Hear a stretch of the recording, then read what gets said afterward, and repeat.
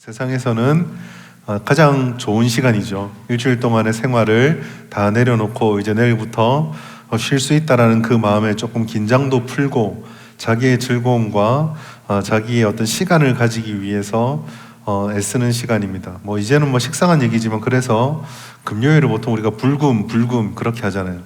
불타는 금요일이 되어야 된다. 즐겁게 행복하게 우리가 하고 싶은 것을 해야 된다라고 생각을 합니다. 우리도 불금을 보내고 있죠. 세상 그 어떤 불보다 더 뜨거운 불금을 우리는 오늘 하나님 앞에서 성령의 불을 의지하면서 기도하며 아버지 앞에 나와왔습니다. 여러분, 기도는 우리에게 굉장히 익숙한 거고 중요한 거지만 우리가 기도할 때 정말 중요한 게 오늘 우리 찬양에서 첫 시간에 첫 찬양으로 드렸던 것처럼 기도하는 이에게는 원함이 있어야 되고 기대함이 있어야 합니다. 하나님께서 우리의 기도를 들으신다라는 기대와 하나님께서 그 기도를 통해서 놀랍게 역사하실 것이라는 믿음, 그리고 무엇보다 기도하는 우리가 하나님이 우리의 삶을 만져주기를 바라는 그 간절한 바람이 있어야 합니다. 그 바람이 없으면은 자칫 잘못하면 기도는 주문이 될 수 있고 기도는 형식이 될 수 있고 기도에는 그저 하나의 프로그램이 될 수도 있는 거죠. 우리의 진심을 다하는 기도는 하나님께서 분명히 응답해 주신다고 약속하셨습니다. 우리 옆에 계신 분과 이렇게 오늘 한번 도전할까요? 진심으로 기도합시다. 진짜의 힘이 들어가야 됩니다. 진심으로 기도합시다 라는 우리 도전을 하였습니다. 오늘은 골로새서 3장 12절부터 17절까지 말씀으로 지금까지 좀 꽤 여러 시간 동안 11번 정도의 설교였던 것 같아요. 성장과 성숙에 대한 말씀의 마지막 시간 말씀을 나누려고 합니다. 아마 이제 오늘 금요기도에 설교를 하고 나면 내일이나 모레쯤 우리 유튜브에 올라갈 텐데 우리 방송실과 또 유튜브 정리하는 우리 교육자들과 얘기를 해서 이 성장 시리즈를 따로 하나의 폴더로 묶어서 유튜브에 올릴 수 있으면은 그렇게 올리도록 하겠습니다. 앞으로도 어떤 주제 설교를 하게 되면 그 시작하는 시점과 끝날 때쯤 해서 이제 유튜브를 보든지 우리 광고를 통해서라도 조금 더 집중해서 관심이 있거나 그 말씀을 들을 수 있도록 그렇게 하면 좋겠다라는 생각을 합니다. 오늘 마지막 시간에 제가 다루고 싶은 이야기는요, 성장과 성숙이라는 것이 얼마나 힘겹고 어려운 일인가, 그 한 영혼이 자란다는 그 의미 속에는 어떠한 의미들이 감추어져 있는가, 그래서 우리가 무엇을 더 힘써야 되는가를 함께 나누고 기도하려고 합니다. 2000년 들어서 강원도 지역에 꽤나 큰 산불들이 많이 났었습니다. 여러분들 기억하시죠? 최근에도 자주 났었고 어떤 산불은 그 큰 재난이 될 정도로 강원도 쪽의 도시들, 지역들이 다 화마에 집어삼켜질 정도로 비상사태가 되었던 그런 불도 많았습니다. 제 동생이 강원도 고성에 살거든요. 그래서 그때 불이 났을 때 이 불이 속초로 번진다, 양양을 번진다, 고성으로 번진다, 이 뉴스를 밤에 잠을 못 자고 이렇게 지켜봤던 기억이 있습니다. 다행히 그건 잘 꺼지게 되었는데 그 나중에 이제 동생을 만날 일이 있어서 이 강원도 길을 타고 그 고속도로를 가면서 그 불났던 지역을 쭉 지나갔던 적이 있어요. 불나고 나서도 좀 세월이 한 2, 3년 정도 꽤나 좀 지났습니다. 지나고 나서 갔는데도 그 길가에 원래 우리가 생각하는 강원도 이미지가 어떻습니까? 산이 있고 섬세가 높고 고속도로의 길도 뚫려 있지만 그 길도 좀 높고 그 길가로 가다 보면은 그 나무가 울창하고 이런 느낌이잖아요. 그런데 일정 시점이 딱 지나서 그 화재가 났던 지점으로 딱 가니까 아직도 여전히 산에 그 검게 탄 나무들이 있고 그 산림들을 회복시키기 위해서 지자체들마다 도시들마다 또 국가가 자원을 총동원해서 나무를 심고는 있는데 왜 그거 있잖아요. 나무가 탔을 때 한 번에 그 굵직한 나무를 못 가져오니까 묘목들을 심어 놓으면 그 묘목들 보시면 저는 이런 느낌이 들더라고요. 이제 회복이 되는구나 라는 느낌이 아니라 그걸 보면서 뭔가 좀 처량하고 어느 세월에 라는 느낌이 들면서 이 산이 언제쯤 다시 그때의 울창한 그 모습을 회복할 수 있을까라는 생각이 들었습니다. 그 산불과 같이 어떤 피해가 발생하거나 어떤 일이 발생하면 그것을 지키는 것보다 회복시켜 나가는 데는 굉장히 어려움이 들죠. 정상적으로 길러내고 나무를 심었다고 해서 그 나무가 잘 자라지 않잖아요. 또 어떤 것들은 죽는 것도 있을 거고 그러면 그 자리들을 다시 또 다른 일들을 다른 나무들을 통해서 막 살려내는 과정들은 굉장히 어렵고 힘들 것입니다. 제가 그걸 보면서 그 상황이 생각이 나면서 오늘 설교를 준비하는데 그런 생각이 들더라고요.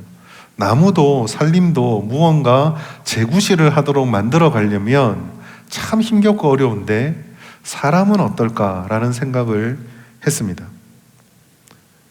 서양의 어떤 격언 중에 이런 말이 있습니다. 나무를 심는 데는 10년이 걸리지만 인격을 형성하는 데는 평생이 걸린다. 이 인격의 자리에는 사람을 넣어도 통할 것 같아요. 나무 같은 만물들을 만들어내고 또 그것을 지켜내고 길러내는 데는 일정한 시간이 필요합니다. 그런데 그것과는 비교할 수 없을 정도로 사람을 형성하는 데는 더욱더 평생의 시간이 걸린다는 이거 참 맞는 말인 것 같아요. 어떤 목사님께서 그런 얘기를 하셨던 걸 기억납니다. 이제 좀 사람 구실을 할 만하니까 하나님이 오라신다 라는 말을 했던 기억이 있습니다. 그만큼 한 사람이 사람다운 인격으로 성장해가고 성품이 자라난다는 것은 어렵고 힘들다라는 거죠. 사실 이것을 신앙이라는 이름으로 딱 던져서 질문을 던지면 꽤나 진지하고 무거운 질문이 됩니다. 어떤 질문이냐? 평생 신앙생활을 한 나는 얼만큼 신앙인다운 신앙을 형성시켜 왔고 형성시켜 가고 있는가라는 질문이죠. 우리가 11번의 설교를 통해서 끈질기게 다양한 방면으로 다양한 주제로 성장에 대해서 말씀을 나누었지만 그 이야기 속에 핵심적으로 흐르고 있는 한 가지 주제는 똑같습니다. 그게 뭐냐면 신앙은 결국 변화되어져 가야 된다는 거죠. 변화가 없는 신앙은 사실 조금 극단적으로 말씀드리자면은 신앙이 아닙니다. 왜냐하면 신앙이라는 것이 예수님을 믿기 전에 타락한 채로 죽어있던 사람이, 죽은 심령이 예수 그리스도를 믿어서 그 은혜로 산 생명이 바뀌면서 출발되는 게 신앙이잖아요. 죽음과 생명이라고 하는 도저히 비교할 수 없는 완전히 동떨어진 곳으로 완전 자리 이동이 됐는데 변화가 없고 성장이 없다? 그 말은 다른 말로 표현하면 죽는 거나 사는 거나 똑같다는 말밖에 안 되거든요. 그게 말이 안 되잖아요. 그러니 결국 신앙을 가졌다라는 것은요, 하나님의 선언이 너는 이제 산 사람이 되었다라는 완전한 변화의 선언이기도 하지만 동시에 이것은 죽은 자의 자리에서 산 자로 넘어온 이에게 변화와 새로워짐에 대한 의무이자 욕망 그리고 갈망이 되어야 한다라는 것입니다. 죄송합니다. 이번에 감기가 지금 다 떨어졌거든요. 다 떨어졌는데 계속 이 목에 알아보시면 아실 것 같아요. 가래가 끊어지지가 않아요. 계속 이게 생겨서 제가 지금 급하게 아까 기도하기 전에 빨리 목을 풀려고 물을 한 잔 마시다가 이게 물이 목에 걸려버렸어요. 그러니까 불꽃에다가 기름을 부어버린 거예요. 그래서 지금 목이 조금 깔깔한데요. 제가 잘 추스려 보겠습니다. 뭐 뜻대로 안 되긴 하는데 어쨌든 이 평생의 신앙생활이 변화되는 것이라고 했을 때 우리가 마지막으로 던지고 싶은 오늘의 질문은요, 이게 과연 혼자만의 힘으로 가능한가? 다른 말로 표현하자면 신앙의 변화라고 하는 것이 성숙함이라는 것이 중요하다라고 했을 때 이것은 교회라는 공동체에는 어떠한 질문도 어떠한 의문도 또 어떠한 책임도 안 주는가? 교회는 이와 같은 변화의 사명, 변화해야 된다라는 하나님의 요구에 어떠한 위치를, 어떠한 역할을 감당하는가? 이것을 오늘 말씀을 통해서 나눠보려고 합니다. 먼저 첫 번째로 우리가 보려고 하는 것은요, 그리스도인다운 성품에 대한 골로새서의 선언이에요. 영성과 경건이라고 하는 것은요, 사실 획일화된 제품이 아닙니다. 우리가 예배를 드린다, 말씀 생활을 한다, 기도한다, 신앙생활하고 헌신하고 봉사하고 전도한다, 다양한 신앙의 활동들이 있는 것처럼 보이지만 사실 교회에서 무엇을 한다는 건 조금 틀에 박혀 있죠. 신앙생활 한다라고 하는 것은 거의 비슷해 보입니다. 그래서 자칫 잘못하면 이 경건과 영성이라는 것이 무슨 법칙처럼 획일화되어 있는 것을 추구하는 것처럼 여겨질 때가 있어요. 그러나 사실 다 다르죠. 사람들은요, 각자가 함께 해야 되는 부분도 있지만 각자에게 하나님께서 부어주시는 역량 또 은혜들이 다 다릅니다. 누군가에게는 기도의 은혜를 부어주시고, 누군가에게는 하나님의 말씀과 지식의 은사를 부어주시고, 누군가에게는 다른 이들의 마음을 돌볼 수 있고, 다른 이들의 그런 상황에 민감하게 반응할 수 있는 다양한 달란트를 주는 것과 같죠. 다양한 모습으로 신앙생활을 하고, 그렇기 때문에 다양한 모습으로 신앙생활을 하고, 이단이 아니라면, 성경에서 말씀하는 진리와 원리를 벗어나지 않는다면 우리는 사람들이 각자 가지고 있는 다양한 경건의 모습들을 존중해주고 인정해주고 그것을 격려하고 북돋아 주어야 합니다. 그럼에도 불구하고 신앙생활이라는 것을 한마디로 표현하자면 경건에 있어서 정말 중요한 것은요, 모델과 모방의 중요성입니다. 즉, 우리가 변화되어져 가고 성장해 간다고 할 때 누구를 닮아서 누구를 쫓아가는가, 이게 굉장히 중요하다라는 거죠. 당연히 고린도전서 11장 1절 같은 말씀에서는 누구를 쫓아야 되는지를 잘 말씀해 줍니다. 같이 한번 읽어볼까요? 시작. 내가 그리스도를 본받는 자가 된 것 같이. 사도 바울이 믿음의 생활을 시작했지만 믿음이 있는 자답지 않은 고린도 교회를 향해서 던져주는 권면입니다. 핵심은요, 본받는 자가 되라는 이야기거든요. 여기 보시면은요, 3중에 3단계의 본받음이 있어요. 첫 번째로 고린도 교회 성도들에게는요, 사도 바울이 자기를 본받으라고 말합니다. 그런데 이 한 단계가 거쳐 또 다음 단계에서 뭐라고 말하냐면, 그럼 나의 어떤 점을 본받아야 되느냐라고 했을 때 사도 바울이 내가 그리스도를 본받으려고 하는 것처럼 너희는 나를 본받으라고 말합니다. 세 번째 단계는 뭡니까? 결국 이 단계 속에서 감춰져 있는 것은 사도 바울이 자기 추종자를 만들려고 하는 게 아니에요. 내 말하는 대로 따라하고 내 기도하는 거 배워서 하고 이 얘기를 하는 게 아니라, 사도 바울이 고린도 교인들에게 자기를 본받으라고 하는 것은 결국 내가 그리스도를 본받으려고 하는 것이기 때문에 너희도 그리스도를 본받는 자가 되어야 된다. 그래서 궁극적으로 우리에게는 그리스도를, 하나님을 우리의 모델로 삼고 그를 모방하고 그를 흉내내고 그를 닮아가는 변화의 삶을 살아야 된다. 이걸 사도 바울이 강조하고 있어요. 우리가 어떤 훈련을 받는다, 어떤 교육을 받는다, 신앙생활을 한다고 할 때 이게 가장 중요합니다. 습관적으로 우리가 하는 말들 중에 우리가 그리스도의 향기를 뿜는다, 그리스도의 향기를 나타내야 된다, 예수님의 빛을 드러내야 된다, 이런 얘기를 하잖아요. 여러분, 그런 얘기들 우리가 할 때 무엇로 그리스도의 향기를 드러내시겠습니까? 무엇으로 예수의 그 빛을, 영광스러운 빛을 세상에 드러내시겠어요? 하나입니다. 예수님께서 말씀 속에 담아 놓으셨던 예수님의 삶의 모습들을 또한 그가 걸어갔던 가르침들에 순종하고 닮아가고 따라 행동함으로써 우리가 그것을 알지 못하는 어둠에 있는 자들에게 하나님의 빛을 드러내고 예수를 믿는 자다운 향기를 드러내는 것, 결국 이게 모방이고 닮아가는 거거든요. 이거를 우리가 사실 훈련하고 배워가는 것이 교회에서 말하는 제자 훈련이고 양육이고 교육의 핵심입니다. 사도 바울은요, 자신이 본받을 수 있는 대상이라고 자부한 게 아니에요. 사도 바울은 누구보다 자기도 약점을 가지고 있는 본받을 대상이 아니라는 걸 알고 있습니다. 사도 바울이 자기를 본받는 자가 되라고 자신은 자랑스럽게 얘기했던 것은 자기 안에 가지고 있는 성품이나 자기가 가지고 있는 능력이나 역량이나 오랫동안 살아왔던 신앙의 경륜을 쫓아오라는 얘기가 아니라 딱 하나, 내가 그리스도를 쫓아가려고 했기 때문에 나를 본받으려면, 나를 본받다 보면 그거를 통해서 그리스도를 닮아가는 것이 무엇인지를 배울 수 있기 때문에 그 얘기를 했던 것이죠. 그러면은 이것들을 통해서 사도 바울은 도대체 그리스도를 통해서 무엇을 모방하려고 했을까? 그게 이제 12절부터 14절까지 있는 그리스도인다운 성품, 이 성품에 대한 이야기들을 하고 있습니다. 12절부터 14절까지 보면 여러 가지 덕목들이 나오죠. 긍휼, 자비, 겸손, 온유, 오래 참음, 서로 용납, 용서하는 것, 사랑하는 것, 이런 덕목들이 나옵니다. 우리가 여기서도 사도 바울이 강조하는 것이 무엇입니까? 결국 신앙이라고 하는 것은요, 교회의 문화에 익숙해지는 것이 신앙이 자라는 것이 아닙니다. 다듬어져 가는 거죠. 인격적인 열매들, 그 성품들과 덕목들이 우리의 삶을 통해서 다듬어져 가서 나와야 한다라는 것입니다. 근데 이것이 왜 중요할까?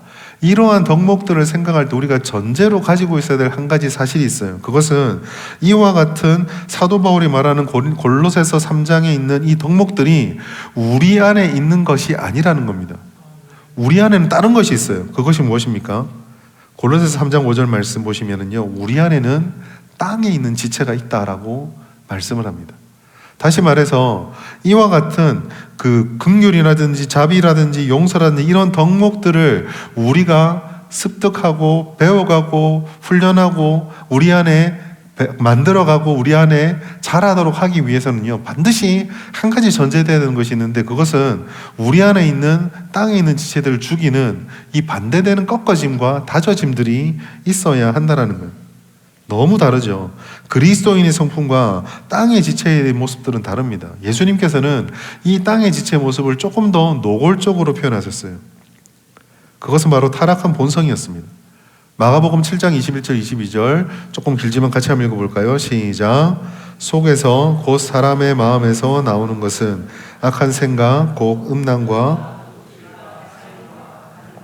탐욕과 압독과 속임과 음탕과 질투와 비방과 교만과 우매함이니. 3장 골로새서 3장 12절부터 14절까지 있는 그 여러 덕목들과 마가복음 7장 21절 22절에 있는 우리 땅에 있는 지체들의 덕목들은요, 아까 덕목이라고 좀 그렇죠. 악한 덕들은요, 비교해보면 너무 다릅니다. 그래서 사도 바울은 우리들에게 늘 얘기할 때 옛사람을 벗어버리고 새 사람을 입으라 말을 했었고, 오늘 이 골로새서에서도 땅의 지체를 죽이라라고 말씀을 한 거예요. 이 두 가지는요, 양립할 수 없는 성품입니다. 우리 안에 이런 두 가지들이 항상 충돌을 하죠. 그런데 여러분, 이런 게 과연 맞는지 모르겠지만 이 두 가지가 우리 안에서 충돌할 때는요, 항상 무언가 어느 한쪽이 지배를 해요. 다른 말로, 다시 말해서 이런 겁니다. 우리가 하나님을 말씀을 통해서, 오랜 신앙생활을 통해서 하나님께서 우리에게 뭘 원하시는지를 압니다. 골로새서 3장 12절부터 16절 14절까지 있는 이 덕목들, 긍휼, 자비, 겸손, 온유, 오래 참음, 서로 용납, 용서, 사랑, 이거를 모르지 않아요. 어려운 덕들이 아닙니다. 그런데 뭡니까? 우리가 이것을 알고 있지만 양립할 수 없기 때문에 우리가 이 땅을 살아가다 보면은요, 육신의 생각에 땅의 지체에 지배를 당하면 이 덕목들은요, 어려워서가 아니라 그냥 사라져버려요. 우리 안에 있는 자연스러운 음란, 그 다음에 분노, 로마서 1장 18절부터 31절까지 있는 시기, 질투, 수군거림, 이런 것들이 우리를 지배해버리게 되는 거죠. 변화라고 하는 것은 결국 우리 안에 있는 이와 같이 양립할 수 없는 땅의 지체들을 발견하고 우리가 마땅히 추구해야 되는 그리스도의 성품 사이에 얼마나 간극이 벌어져 있는지를 깨닫는 것이고, 이거를 깨닫는 것 위해서 우리가 어디를 바라보고 어디를 무엇을 추구해야 될 것인지를 깨달아야 하는 것입니다. 그게 이제 모델을 누구로 삼을 것인가, 우리가 어떻게 모방할 것인가를 결정하는 거예요. 예를 들어 이런 것입니다. 자비를 생각해 보죠. 그리스도께서 주신 성품 중에 하나가 자비입니다. 자비.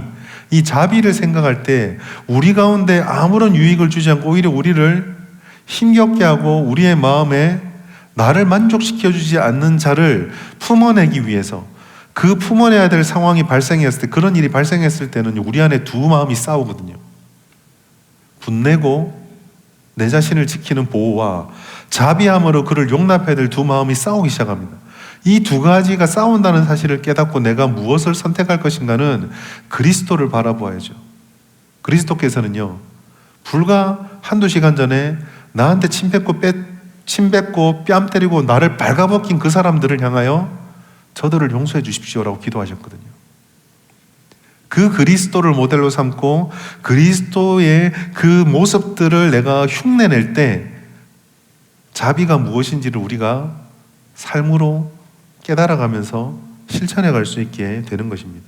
다시 말해서 그리스도의 성품의 핵심은요, 타인과의 관계에서 도드라지게 열매로 나타나는 겁니다. 내적의 고백이 아니에요. 자비가 무엇인지 내가 압니다. 나는 자비가 하나님이 기뻐하는 것임을 믿습니다. 고백 중요하죠. 그런데 진정 변화라고 하는 것은 이 내적의 고백으로 끝나는 것이 아니라 외적인 삶의 형태로 드러나야지만 정말로 그 덕을 우리가 쫓아간다라고 말할 수 있는 것입니다.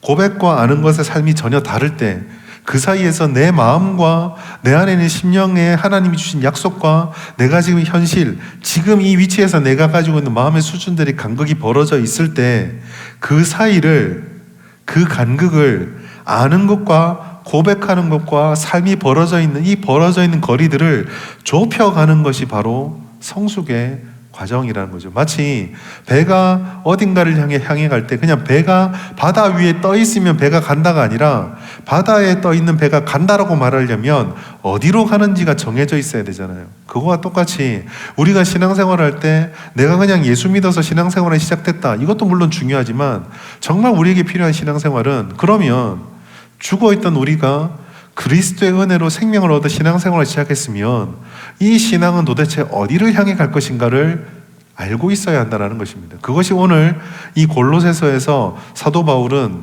12절부터 14절까지 있는 그 덕목들을 통해서 우리가 이와 같은 것들로 변화되어져 가야 한다라고 말씀하고 있는 거예요. 자, 여기까지는 사실 우리가 그동안 10번에 걸쳐서 하나님께서 우리에게 어떤 변화를 원하시는가 속에 반복해서 이야기가 되었던 것들입니다. 그런데 오늘 본문에 보시면 이와 같은 것들이 그저 개인의 노력과 개인의 결심으로만 되는 것이 아니라 공동체에게 주어진 책임이자 사명이라는 사실을 우리에게 말씀해 주고 있어요. 여러분, 우리가 15절 말씀 우리 다시 한번 읽겠습니다. 15절을 통해서 우리는 성숙이 공동 책임과 사명인 것을 보게 될 것입니다. 같이 읽습니다. 시작.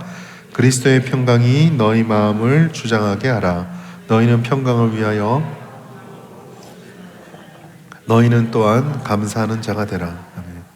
여러분, 그냥 우리말 성경으로 읽으면 그냥 평강이 우리의 마음을 주장하도록 하고 우리가 이 평화의 사명을 가지고 있고 그래서 우리가 하나님 앞에 감사하는 자로서 우리의 신앙을 잘 만들어 가야 되겠구나, 이렇게 읽혀집니다.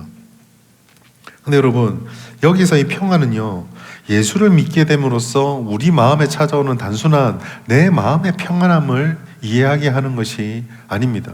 아니면 조금 더 확장해서 예수 믿게 되니까 삶의 고민들이 사라져서 내 생활의 일반적인 삶이 평탄해진다, 그것만 얘기하는 것도 아니에요. 사실 이 15절에는요 사명에 대한 이야기가 꽉 차 있습니다. 성경은요, 오늘 본문의 말씀은요, 성도들이 평강을 위해서 한 몸으로 부르심을 받았다라고 명확하게 이야기를 합니다. 한 몸이라고 하는 것을 한 몸으로 부름받았단 말은 다른 말로 표현해서 그 한 몸을 이루기 위해서 각자의 무엇인가가 주어졌다라는 이야기죠. 각자에게 주어진 자리, 직분, 사명, 여러 여건, 환경들을 통해서 교회에게 주어진, 에베소서에서 가장 강조가 있는 한 몸을 이루는 사명이 이 평강이라는 사명에서도 똑같이 적용이 된다라는 것입니다. 다시 말해서 이 평강이라고 하는 거, 평강을 이룬다라는 것은요, 공동체의 특징이자 미션입니다. 지향해야 하는 하나의 가치가 되는 거죠.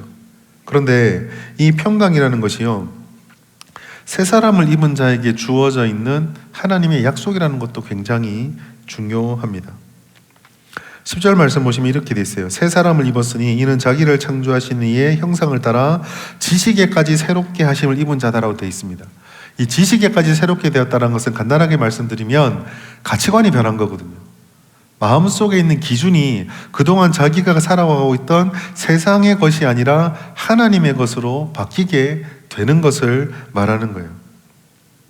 그럼 새 사람이 된 사람은 이와 같은 새로운 가치관과 새로운 삶의 기준을 가진 사람이 된 겁니다. 그리고 예수께서 약속해 주신 것이 뭐예요?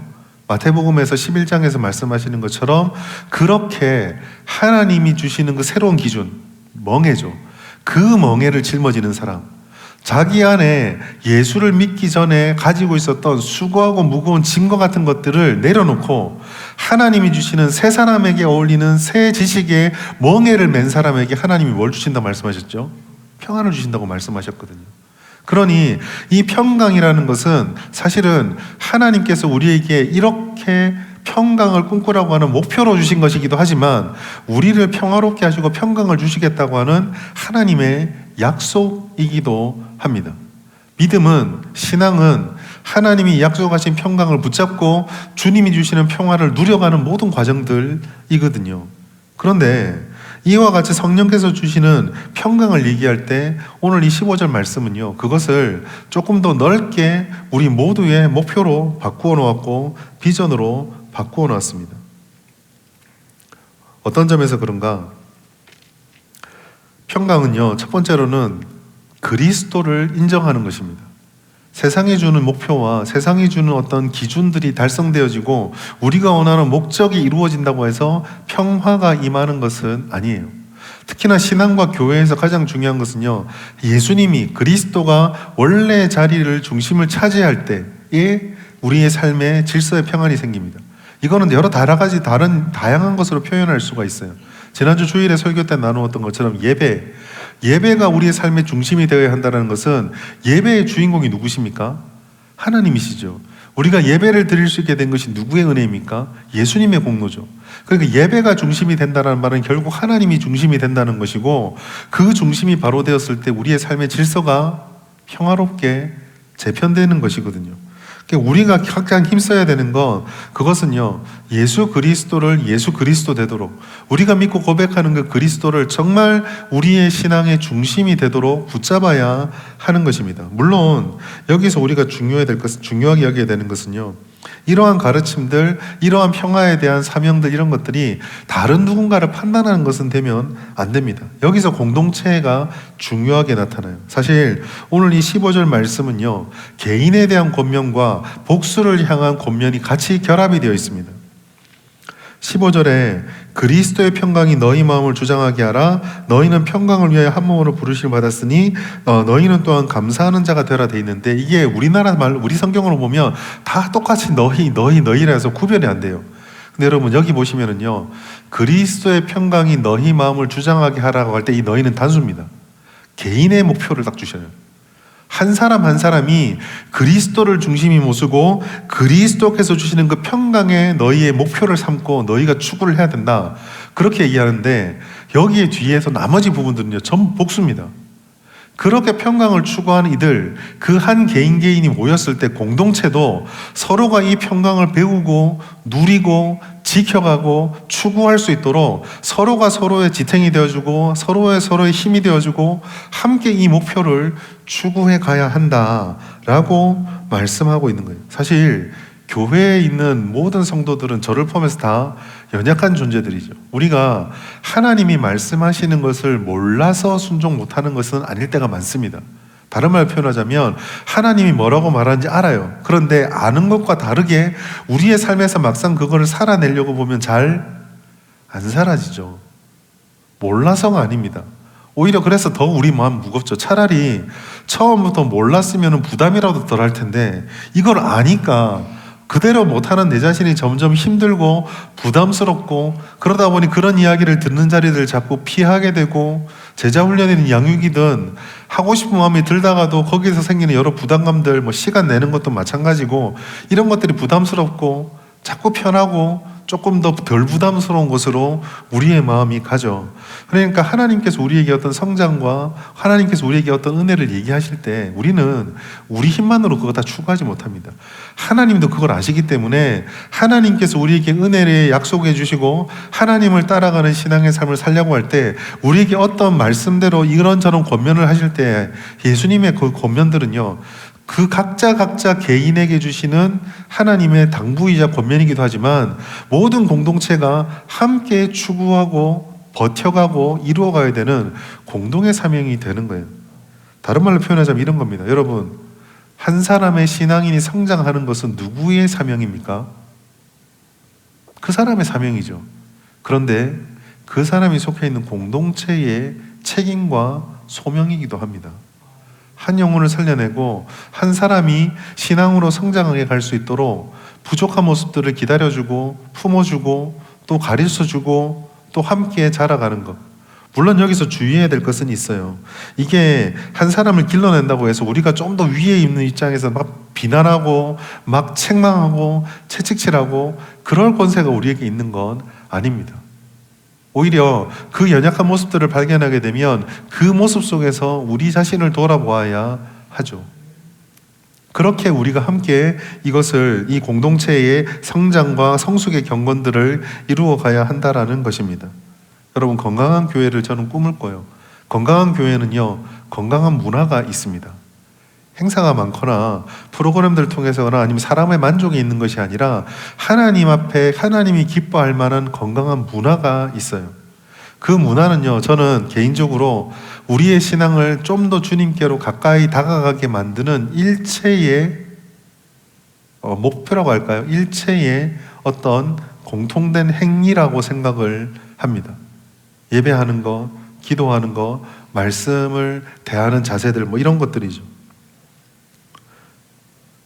오늘 우리는요, 이 골로새서 말씀과 이 성숙의 마지막 단계를 바라보면서 우리가 속한 공동체, 크게는 교회고 작게는 각자가 소속되어 있는 구역 혹은 부서 혹은 전도회, 이런 공동체 작은 그룹들을 바라보면서 이런 질문을 우리가 던져봐야 돼요. 우리 교회는, 우리 부서는, 우리 전도회는, 우리 구역은 한 사람이 신앙 안에서 자라나는 것을 최고의 목표로, 최고의 가치로 삼고 있는가? 한 영혼이 성장한다는 것은요, 한 사람의 책임이 아닙니다. 그 사람이 노력을 덜해서, 그 사람이 은혜를 덜 받아서 성장하지 않는 것만은 아니에요. 온 공동체가 과연 전심전력을 다하고 있는지, 그 한 사람을 위해서 우리의 모든 마음들이, 우리의 모든 관심들이 그런 성장에 있는지가 중요하다라는 것입니다. 오늘 본문을 통해서 저희는요, 성숙을 위한 공동체가 되기 위해서 어떠한 기도를 할 것인가를 말씀의 마무리로 지으려고 해요. 16절 말씀 같이 한번 읽어보겠습니다. 시작. 그리스도의 말씀이 너희 속에 풍성히 거하여 모든 지혜로 피차 가르치며 권면하고.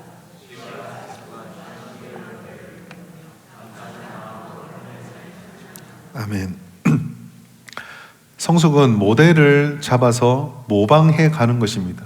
배워가는 것이고 훈련받아 가는 것이죠. 제자 훈련도 마찬가지고 제자 양육도 마찬가지입니다. 하나님의 말씀 속에 있는 것들 속에서 우리가 무엇을 알아야 되고 어떻게 살 것인가를 훈련하는 거죠. 그래서 성숙을 위한 공동체가 되기 위해서 라는 말은 결국 우리 모든 공동체가 그리스도를 중심에 모시고 예수님을 닮아가는 것을 추구해야 하는 것, 이것이 공동체의 변화의 핵심입니다. 그리고 골로새 3장 16절에서는요, 그것을 위해서 우리에게 세 가지를 말씀하고 있어요. 첫 번째, 그리스도의 말씀이 우리 안에 풍성히 거하도록 애를 써야 합니다. 여러분, 신앙생활은 여러 가지 행동들이 있지만 신앙생활에서 가장 신앙생활을 단순하게 표현하자면 신앙생활의 뿌리에는요, 말씀 생활이 있습니다.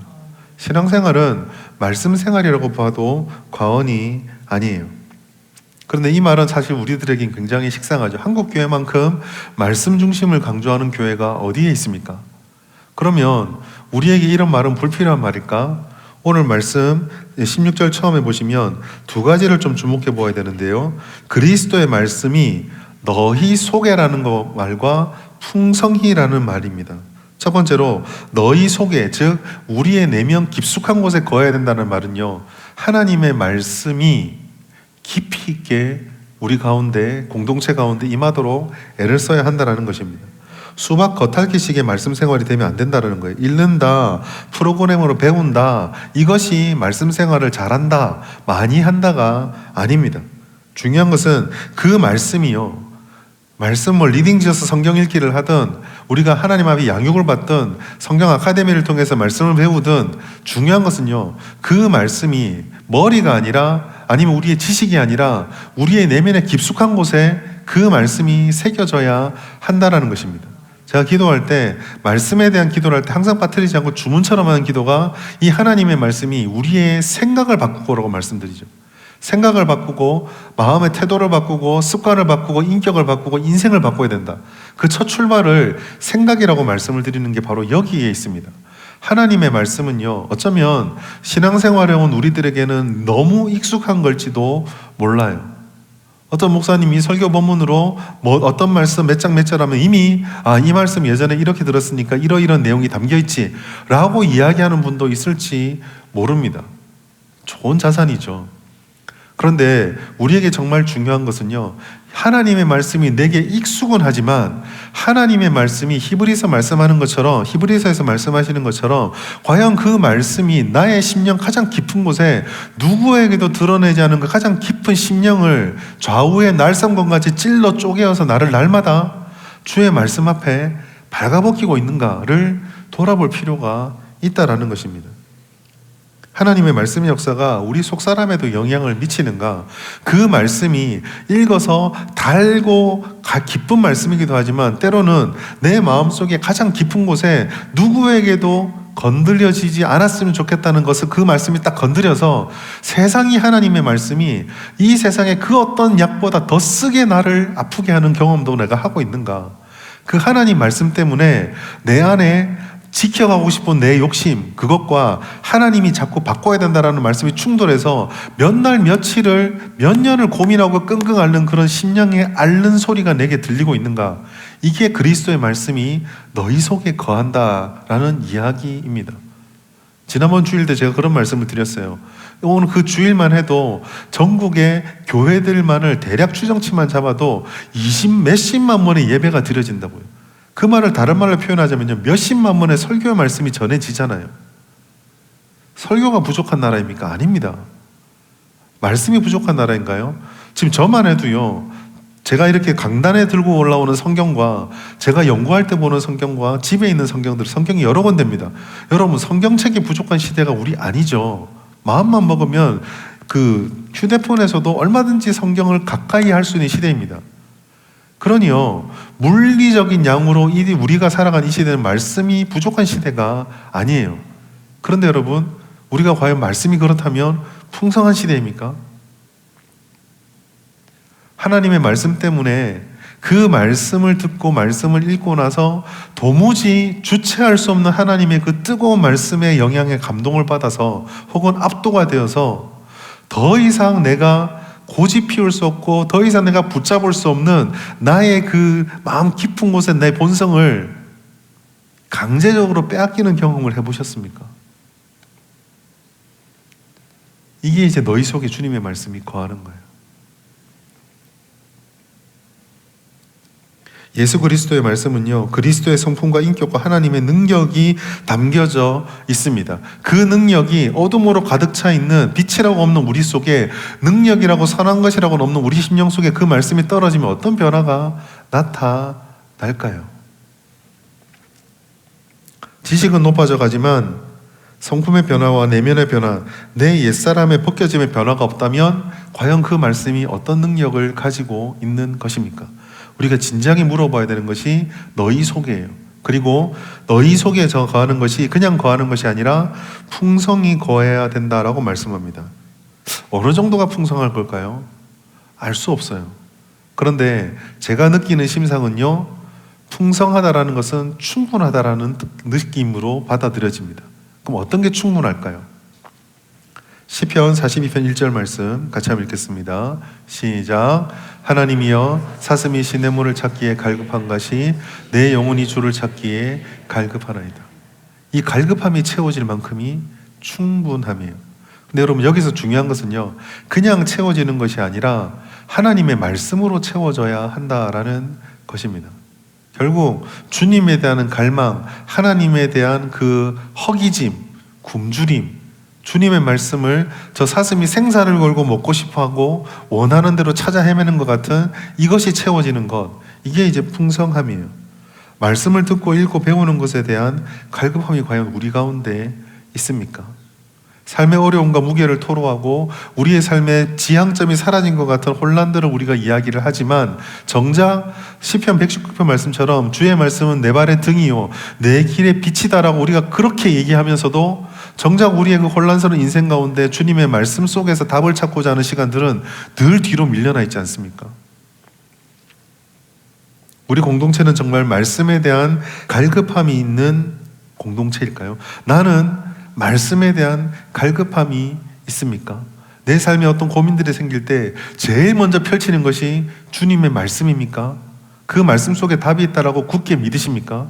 그 말씀을 내가 깨닫지 못하는 것일 뿐이지 그 말씀 속에는 우리의 삶의 궁극적인 가장 깊은 곳의 질문을 해결해주는 능력이 있다라고 내가 믿으십니까? 이게 이제 풍성이에요.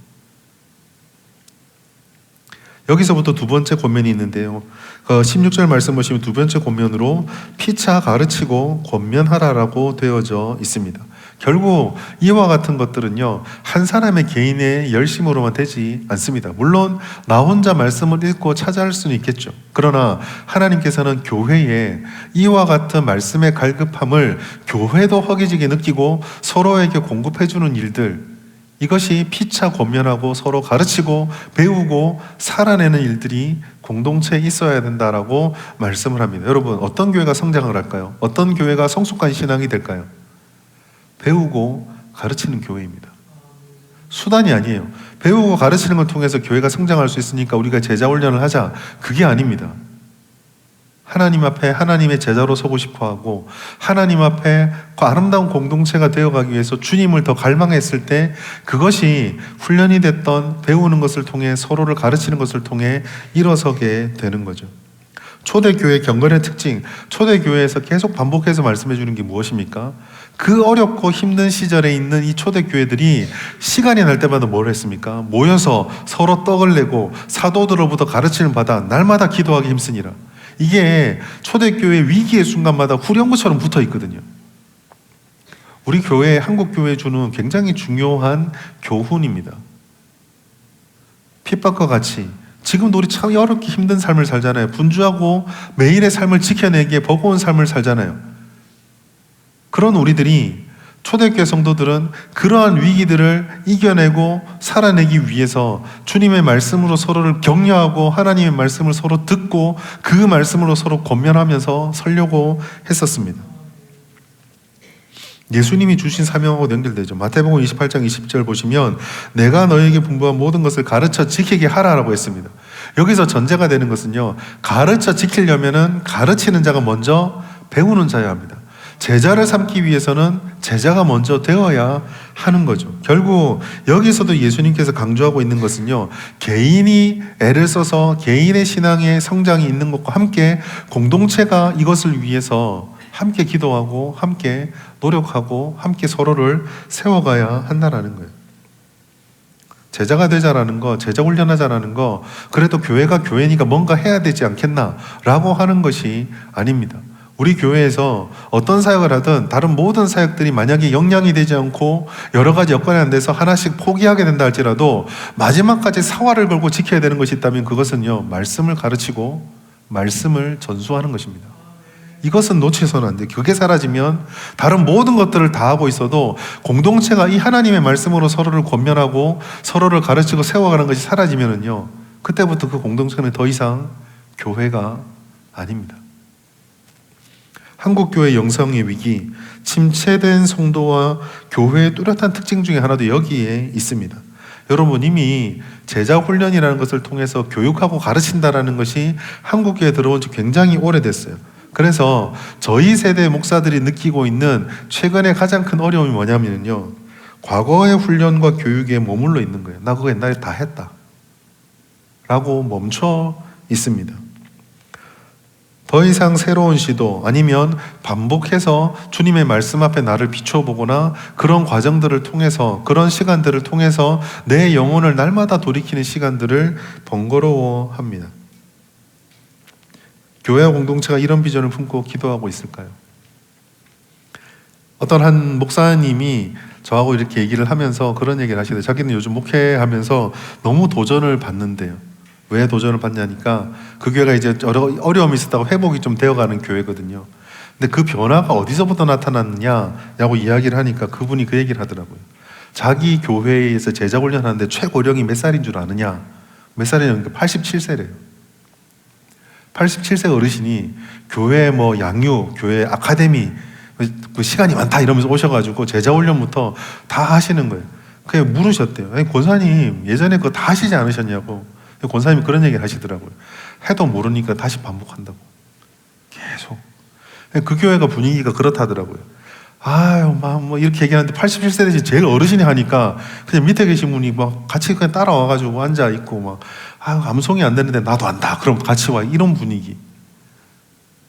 어떤 걸 비교해서 어떤 게 낫다고 얘기를 하는 것이 아니지만 정말 우리 공동체 내에서 성장과 성숙이 있으려면은요, 한 사람의 개인의 힘이 아니라 교회 전체의 문화가 그렇게 만들어져야 합니다. 그리고 이것은요, 결국 우리의 삶이 주님 중심이 되는 예배가 되는 거예요. 로마서 12장 1절 오늘 말씀 결론입니다. 같이 읽겠습니다. 시작.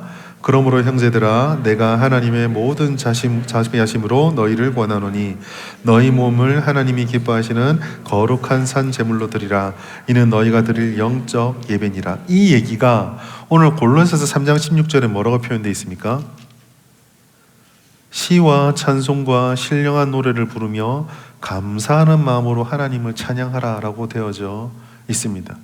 결국 이러한 교육과 이러한 어떤 경건의 훈련들을 통해서 삶의 무게중심이 하나님의 중심으로 옮겨지도록 격려하고 권면할 때, 그런 공동체가 함께 이것을 위해서 비전을 가지고 달려갈 때 거기서부터 진정한 변화와 성숙이 나타난다라는 거죠. 사랑하는 여러분, 오늘 말씀의 결론은요, 장황하게 얘기를 했지만 한 가지입니다. 성장은요, 자기 개인의 힘만으로 되지 않습니다. 우리가 먼저 결심을 해야 되는 건 맞습니다. 주님의 말씀을 사모해야 돼요. 하나님의 말씀으로 내 안에 풍성이 새겨지도록 우리가 주님을 의지해야 합니다. 내 안에 있는 옛 본성들의 모습들이 과연 하나님이 기뻐하시는 덕목으로 변화되어져 가고 있는가? 주님의 말씀이 내게 끊임없이 이와 같은 나의 모습들을 밝혀내시고 드러내시는데, 그 말씀을 듣고 묵상할 때마다 나는 옛사람의 모습에서 벗어나서 하나님이 기뻐하는 그런 긍휼, 자비, 오래 참음, 관용, 사랑과 같은 완전함이 이르지 못할지라도 그것을 향해서 걸어가고 있는가? 이것을 우리가 애를 써야죠. 그러나 동시에 이것은 나만 애쓰는 것이 아니라 온 공동체가 함께 우리가 이것을 위해서 달려간다라는 공동체의 사명이 되어야 합니다. 오랫동안 한국교회는 분주한 헌신을 미덕처럼 생각했습니다. 사람들이 보기에 부러워할 만한 외적 성장과 그런 많은 소유들, 때로는 권세를, 때로는 사람들이 부러워할 만한 어떤 것들을 하나님의 복이라 생각하고 열심히 추구했습니다. 물론 하나님 그런 거 주세요. 그런데 하나님께서 실제로 그렇게 주셔서 지금 한국교회가 얼마나 많이 외적으로 성장했는지 모릅니다.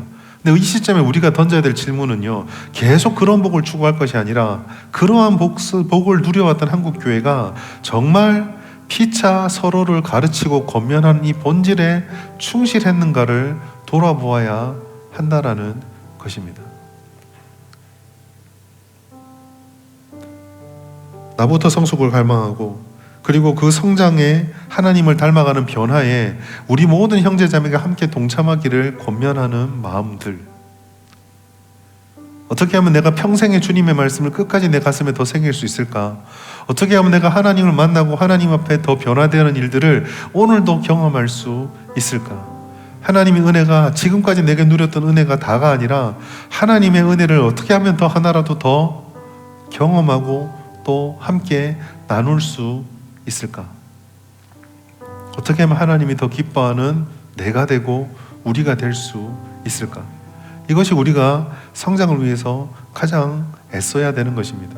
하나님께서요, 믿는 이들을 부르시고 나서 그 믿는 이들을 홀로 신앙생활하게 두지 않으셨어요. 교회가 되도록 공동체를 이루게 하셨습니다.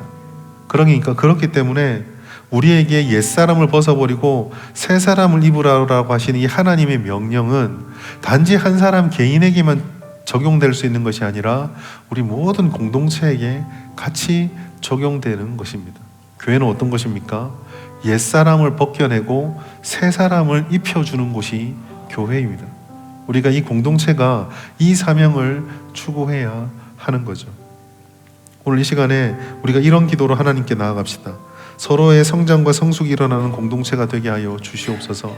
우리의 마음으로 우리의 것만 급급해 여기고 그렇게 달려가는 것이 아니라 나도 변화되어지고 또 우리 온 진주 성북교회가 한 사람 한 사람의 영혼을 하나님 모습으로 아름답게 변화시켜 갈 수 있는, 그래서 이 공동체에 들어오면 생명을 얻기 전과 생명을 얻은 후의 삶이 나날이 변화되어져 가는 그런 은혜의 요람이 되게 하여 주시옵소서.